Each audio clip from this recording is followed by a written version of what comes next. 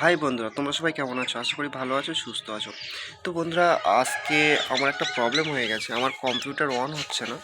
ওখানে দেখাচ্ছে বাফারিং হওয়ার পরে উইন্ডোজ যখন ওপেন হচ্ছে, উইন্ডোজ বাফারিং হওয়ার পরে দেখাচ্ছে যে নো সিগন্যাল। তো এই প্রবলেমটা আমি বুঝতে পারছি না কী হচ্ছে। তো যদি না ঠিক করা যায় তাহলে আমার এখান থেকে যেতে হবে বসিরহাটে। বসিরহাটে গিয়ে ঠিক করতে হবে তোমার। তাই ভাবছি যে কি করব। তো আজকে সকালে উঠলাম, তো সকালের পরিবেশটা খুব সুন্দর।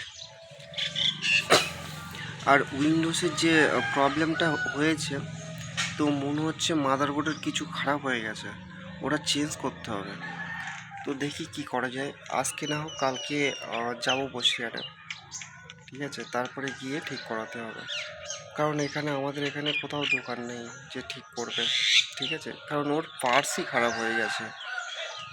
এমনি নর্মালি ঠিক হলে ঠিক আছে, ঠিক করা যেত, কিন্তু যদি পার্টস খারাপ হয় তাহলে তো ওর জন্য কিছু করা যাবে না।